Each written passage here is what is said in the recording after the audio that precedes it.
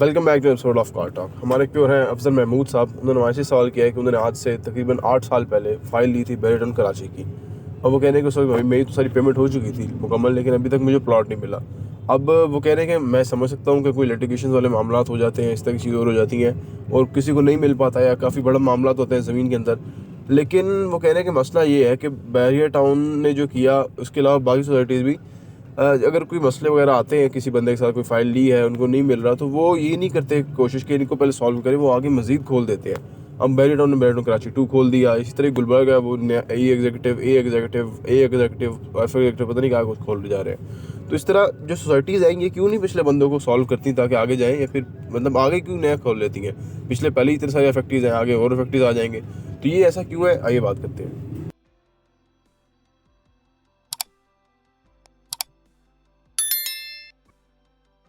बिस्मिल्लाहिर्रहमानिर्रहीम, अस्सलाम वालेकुम रहमतुल्लाहि व बरकातहू। देखिए जी, सोसाइटी के जो आप अगर ओवरऑल काम को समझेंगे ना, तो फिर आपको अंदाज़ा होगा कि इसीलिए तो हम आपको कहते हैं कि फार्म ना लें और वगैरह। आप कई लोग हमें कहते हैं जो आप तो कहते हैं ना लें ही ना, तो फिर हम कैसे प्लॉट के मालिक बनेंगे। हम आपको कहते हैं कि वो असल में डिफ़िकल्ट रास्ता है, परसेंटेज कम है कि आपको चीज़ मिलेगी, बजाय कि आप अपने पैसे को किसी रिस्क में लगाएं और उसके बाद आपको आप देखिए ना, आप इस मुल्क में आप पूछने के जोगे नहीं है। मतलब कोई भी आपको आंसरेबल नहीं है कि भाई क्यों बीइंग ए कस्टमर। हालांकि कस्टमर होने के नाते सोसाइटी को आंसरेबल होना चाहिए, क्योंकि वो नहीं है। अच्छा, आप सोसाइटी के पॉइंट ऑफ व्यू से मैं आपको बता दूं कि जी वो अगला क्यों लॉन्च कर देते हैं और पिछले को सेटिस्फाई नहीं करते। जब ये लिटिगेशन या इस तरह के इश्यूज आ जाते हैं ना, तो सोसाइटी की एक बहुत बड़ी कॉस्ट है, ऑपरेटिंग कॉस्ट है, सही है ना। तो वो ऑपरेटिंग कास्ट वो कहाँ से लाएंगे? सही है, आपसे उन्होंने पैसे भी ले लिए और उन्होंने वो कहीं कहीं खर्चा कर दिया, किसी को रिश्वत दे दी, किसी पे डेवलपमेंट कास्ट चार्जेस लगा दिए, ज़मीन वाले को दे दिए कुछ। और अब उनके पास तो फर्दर सरमाया चाहिए। वो सरमाया फिर अगली बुकिंग से आता है, जो ऐसे आज के शुएब अख्तर का ड्रामा वो बना रहे हैं। ये अगला ड्रामा क्रिएट करने से ब्लूवर्ड सिटी कर रही है, अगला ड्रामा क्रिएट करने से आता है। ये तो बेचारे जो हमारे हीरोज़ हैं, ये तो क्योंकि इन्होंने का नाम है और ये पैसा तो उन्होंने बहुत कमाया, लेकिन इंसान की जिबिल्लत है कि और पैसा उसको कमाना चाहिए। जैसे वो शहीनशाह अफरीदी और शाहिद अफरीदी वो किंगडम वैली को ऐसे दिखा रहे हैं, पता नहीं जैसे यूरोप, और अगला वो मतलब अपनी जो पर्सनैलिटी है या अपनी वो जो है उसमें एहसास ही नहीं को करते कि हम क्या कर रहे हैं। आम आदमी तो इसी झांसे में फंस रहा होता है। तो अभी वो शुएब अख्तर का कोई नया ड्रामा लेकर आ रहे हैं, क्योंकि सोसाइटी अगला ड्रामा इसलिए क्रिएट करती है कि टू गेट मोर रेवेन्यू। उनको सरमाया चाहिए होता है, तो सरमाया इस तरह बहुत अच्छा आता है कि स्टार को 10 करोड़ रुपया दिया तो आपने 100 करोड़ रुपया बुकिंग में इकट्ठा कर लिया, फिर भी आपको फ़ायदे मिलेंगे। फिर आपने वो कुछ और ज़मीनें खरीदी, फिर कुछ वहाँ लोगों ने फिर किस्तें दी, कुछ वहाँ जो है ना आपने जमा तफरीक की, किसी को फंसाया, कुछ फंसे, उसके बाद आप फिर अगले उस पर चले गए। तो इसके अंदर जो आम आदमी है, जो बेचारा मेहनत से अपने पैसा कमाता है, मुश्किल से वो पेट काट के बच्चों का जो है ना वो पैसा जोड़ता है, तो हम उसको कहते हैं कि आप कभी भी इन सोसाइटीज़ में ना लें, इनका कोई दीन ईमान ही नहीं है।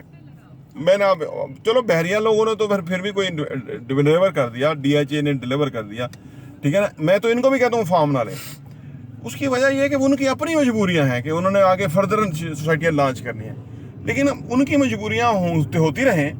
हम तो प्रॉपर्टी विजन TV तो हम पब्लिक के लिए हैं। हम पब्लिक को कहते हैं कि आप ना फंसे, सही है ना, क्योंकि आपका पैसा उनके लिए कुछ भी नहीं है, ठीक है ना। तो वो आपकी तो खैर हैसियत औकात ही कोई नहीं है कि वो आप जाके आप उनसे पूछें कि भाईजान हमारा तो हमने प्लॉट लिया था, क्या तो वो तो आम आदमी की वो है ही नहीं वैल्यू, अदारों की नहीं है। वो अदारे रिश्वत खा के मस्त बैठे रहते हैं। तो इसलिए आप अपने पैसे को देखिए, पैसा एक टूल है जिससे हम फर्दर पैसा कमा सकते हैं, सही है।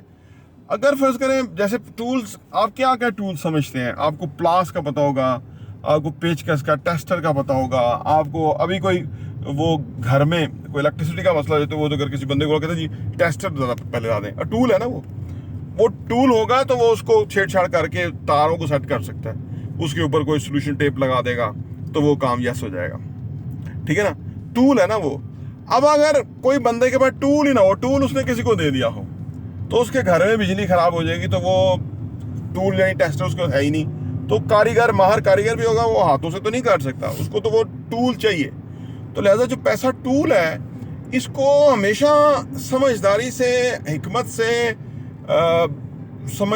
अच्छे तरीक़ेकार के तहत इस टूल को हैंडल करें। इस टूल से आपको फर्दर पैसा कमाना चाहिए, ना कि आप अपना टूल ही किसी के हवाले करके तो बैठ जाए। आम आदमी पैसे की साइंस को नहीं समझता, और उनमें से बहुत ज़्यादा लोगों ने हमारा channel property vision TV subscribe भी नहीं कर रखा, सो दैट कि उनको इस तरह की वीडियोस मिल जाए जिससे उनको उनकी क्लैरिटी हो जाए कि जी पैसे को कैसे ग्रो करना है, पैसे को कैसे सेव करना है, इन्वेस्ट कैसे करना है, कहाँ इन्वेस्ट करना है, कैसे आपने अपनी एक जनरेशनल वेल्थ को आगे दूसरी नस्ल में लेके जाना है, ठीक है। अपनी जो पोजीशन है फाइनेंशियल, उसको मुस्तकम कैसे करना है, अपनी नेटवर्थ कैसे बढ़ानी है, ठीक है ना, किस जगह इन्वेस्ट करना चाहिए, कहाँ नहीं इन्वेस्ट करना चाहिए, सोसाइटीज़ में क्यों नहीं इन्वेस्ट करना चाहिए, आजकल प्लॉटों में, रियल एग्जिस्ट करते हुए प्लॉट में भी इन्वेस्ट नहीं करना चाहिए, क्यों।